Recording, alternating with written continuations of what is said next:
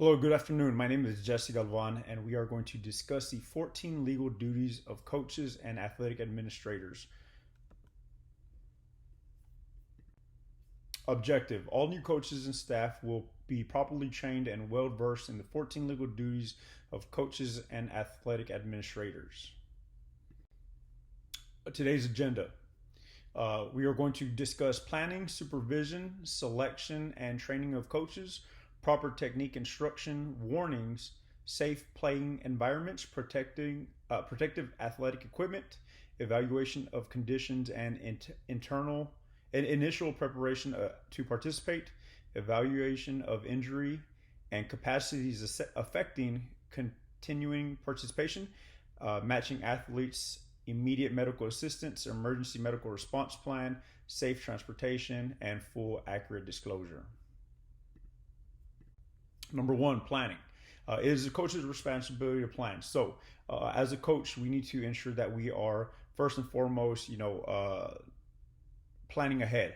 We need to know what's going on every day, every practice, and we're preparing for the next day. It is our responsibility to check for hazards around the playing field, make sure that prior to the season beginning, we need to make sure that the medical screening for sports participation have been turned in, that every student athlete is cleared and ready to go. So that is our information. We also need to inform parents about the about the dangers of the sport, whether it's football, basketball, cross country. It doesn't really matter. We just need to always be in constant communication and let the parents know that it may be a dangerous sport. The lack of planning liability. So for every legal action, there's a liability. So three of the common liabilities that relate to planning are a complete absence of planning, poor and inadequate planning, and plan created but not implemented or follow. So those can definitely lead to liabilities. Number two, supervision. It is the coach's responsibility to be physically present at all times. So if we're having practice for basketball, we need to be there in the gym. We don't need to leave for any reason. If we do for some reason need to step out, we need to have somebody fill in for us, so that way the kids are always being watched and they are never alone. So basically this is stating that the kids can never be alone without the supervision of an adult. It is our responsibility. This is to make sure that the kids aren't horse playing, the kids aren't doing anything silly that could potentially injure themselves, for horse playing or whatnot. So that this is what that prevents. Supervisory duties and imposed by courts. So if the legal action is this is if we're not present, the kids are horse playing, somebody gets their eye poked out, well, where was coach? That's going to be one of the first questions that they ask us, and we need to have an answer. We need to be able to back ourselves up, and if there was no supervision, that could definitely lead to legal actions towards the school. Selection of training and coaches. So the hiring, selection of training for all athletic personnel. So this is in regards to coaches, non-teacher coaching, volunteer coaches, student teacher coaches, and athletic trainers. So anybody that steps on your campus that is asking a coach, if you hire or volunteer, we need to make sure that they have all the criteria needed. First aid, CPR, AED. Make sure that they know the difference between a safe playing environment and not safe playing environment. Do they know techniques? Are they teaching the proper things to our students? Now the legal action with that is if we don't hire, if we hire Joe Schmo, who just comes and wants to participate, and they're teaching how to, a technique of how to, tackle with showing the crown of your head, going down, this could lead to serious injury, which then can lead to courts. So, what the courts will be looking for were the coaches, did they have a, background in this? Did they, have their criteria? Were they CPR certified? Were they did they take concussion management courses? So we need to make sure that all the coaches that step on our field or courts are certified. NFHS is one way that they can get certified. So yeah, definitely need to make sure that these kids are taken care of and well looked over after. Proper technique instruction. So coaches are expected to enhance progression of player knowledge and skill. Coaches will be expected to be properly provided to provide appropriate and sequential instruction to be identified to avoid dangerous practices. Again, so I will relate this to football, tackling, with the, crown of your head, at their sternum. Obviously, that's not good. There's a lot of stuff that can go wrong. So, are the coaches teaching proper technique? Are we doing the right things?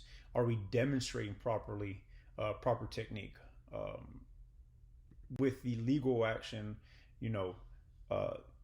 there are four key aspects. Were they qualified instructors? Were they teaching us the right thing? Proper technique instruction. Were they teaching you how to tackle? We need to make sure that the people that we hire and the instruction that we teach is first and foremost for the safety of our kids. Warnings. Coaches are required to warn parents and athletes of unsafe practices that are specific to the sport and potential for injury or death. Warnings may be issued in writing for both athletes and parents required to provide written certification of their comprehension. So with football, I bring this up quite a bit because it's one of the more dangerous sports out there. With football, a lot of stuff can happen, and a lot of parents need to know that what the consequences are if playing that specific sport. Coaches need to have meetings. They need to let the parents know there are injuries will happen. Hopefully they're not catastrophic, but injuries will happen. With that, we need to make sure that we have written certification, clarification that there was an understanding from the student, from the coaches, and from the parents. The legal issue, if we just pick a random kid off from a random math class just because he's big, and we throw him out there with some pads on and some shoulder pads, and the parents don't know what's going on, there can be legal actions. Nobody ever told me that my son was playing. Nobody gave him permission, so on and so forth, and now he broke his L5 and he may be paralyzed because he wasn't taught the proper technique. So this is why we need to definitely make sure that we are communicating with parents and giving warnings.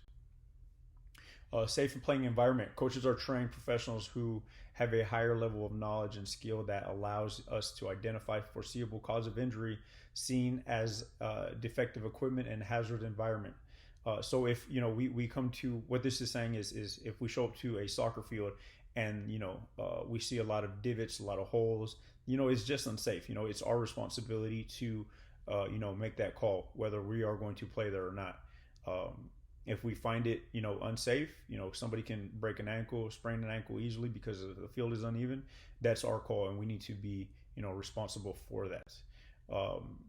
The legal issue with that is the selection and setup of the environment, where there are objects in the way on the basketball court, where a kid could, get bumped into and run into a random chair that was just out there, where the coach is inspecting the environment, where there are maintenance repairs, where they was a building in compliance with the, safety protocols.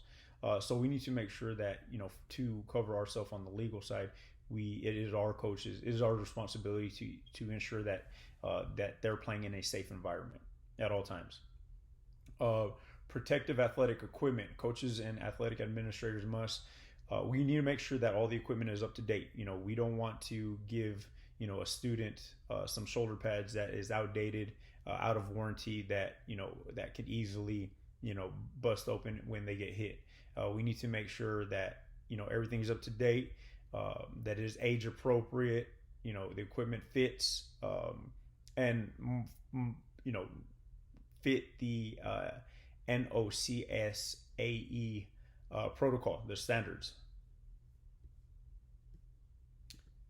on the legal action, if we hand a kid a helmet that's old, that hasn't been used in 15 years and is out of warranty, and was had a recall, and they have a serious injury, well, that's our responsibility. That falls on us as coaches, as the administration, to ensure that we have given the proper equipment, that we're putting the child at safety, in the best position for safety. With this is making sure that they saw a physician, that they went to go get checked out, and that they are that they can play. If they have any previous injuries, those will go ahead and be identified by the doctor, and it is our responsibility to look over them. The Legal Act of 1975, with this, it is it's our responsibility to make sure if a student who is handicapped wants to participate, that they have obtain the right documentation per doctor, just to make sure that they can go ahead and participate. It is our responsibility to ensure that the kid can participate and is healthy enough to participate. Evaluation of injuries and incapacities affecting continual participation. Coaches must evaluate the factors affecting the ability to safely continue to participate in sport. If the kid is concussed, if you see him still dizzy, it is our responsibility to know better whether we can throw him, put him back in the game or not. Obviously, if he's having trouble remembering where he's at, his name, date of birth, what day it is, we can't throw him back in there. That we need to seek medical attention. It is our responsibility to make those evaluations when it happens. Handling a concussion. So again, if a student shows symptoms of concussion such as headache, dizziness, confusion, balance, having trouble looking at the light, it's our responsibility that he is removed immediately and not cleared, and has to go see a doctor to be medically cleared until he can go ahead and continue with the sport. Behavior signs observed indicate of possible concussion. Again, loss of consciousness, appears dizzy, forgets plays, unsure of the game score, where they're at. These are all signs of concussions. Symptoms of reported by player of concussion: nausea, balance, foggy vision, sluggish, confused. Those are all the symptoms. In the court's case, the legal action, if we notice those, or if we don't notice and we put them back in and they have a further injury, and the student says that, hey, I told coach that I wasn't feeling well, that I was feeling dizzy, that falls on us. It's our responsibility to make sure that we take them out of the game. Matching athletes should be matched with their size. What we're not going to do is pair up a 7th grade offensive lineman with a junior defensive lineman. That's irresponsible of us. They can easily get injured, whether it's in a drill or a game or competition. We're not going to do that. It's our responsibility to have the kid's best interests, even their mental ability. The kid might be 5'11" in 7th grade, but what we don't want to do is put them and match them up against a junior who's the same size. It's not fair to them. It's not fair to us. This can go, it digs deeper into psychological problems and whatnot, and that's what we don't want to do. Coaches are responsible for providing medical assistance for an injury. If something happens right then and there, it's our responsibility to carry our first aid kit, be CPR certified, have our AED certification, so that way we can, help the student right then and there. If it's life threatening, we do call 911. But if it's something we can take care of, it's our responsibility to take care of it right then and there. The legal issue is if we don't, if we're not trained in CPR and somebody starts can't breathe and we're just watching around, that falls on us. That's our responsibility. So we all need to be CPR and AED certified to give the student the proper medical assistance as needed. Emergency medical response plan. We need to have a plan for our students to ensure that we all are on the same page with coaches. If one student goes down, we need to know who's calling 911, who's performing CPR, who who has his emergency contact information, so on and so forth. What hospital, doctors that we would send them to if it's a real emergency. So we need to be all on the same page with that. The court's case is if we're not on the same page, something does happen. If it's major, and we're all lost, every second counts. Why weren't we prepared in those kind of situations? And they'll investigate. That falls on us if we weren't prepared. If we could have saved 5 or 10 minutes, that can make a huge difference when it's life on the line. Safety of transportation is a district and athlete's personal responsibility to ensure that safety modes and transportation are being used. So we need to ensure that everyone's getting to the games properly, whether it's through buses or having the parents transport them. It's our responsibility to know who is going where and what time. General sports transportation method. So again, the students can go on the bus with us. They can walk. This is in regards to practices to games.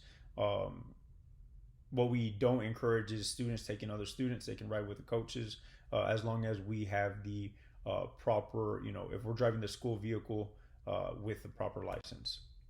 And last but not least, full and accurate disclosure. We need to be, in full disclosure with the parents as far as with insurance, basic medical coverages, co-pay deductibles, what we offer, what we don't offer. For those bilingual parents or parents that don't speak English, we need to make sure that we're getting the word out to them as well. If that means we need to hire somebody to go ahead and translate, that's what we need to do. And then that last but not least, NCAA clearinghouse is another topic that we need to discuss if your student or if your athlete wants to play at the next level. I appreciate your time. Thank you.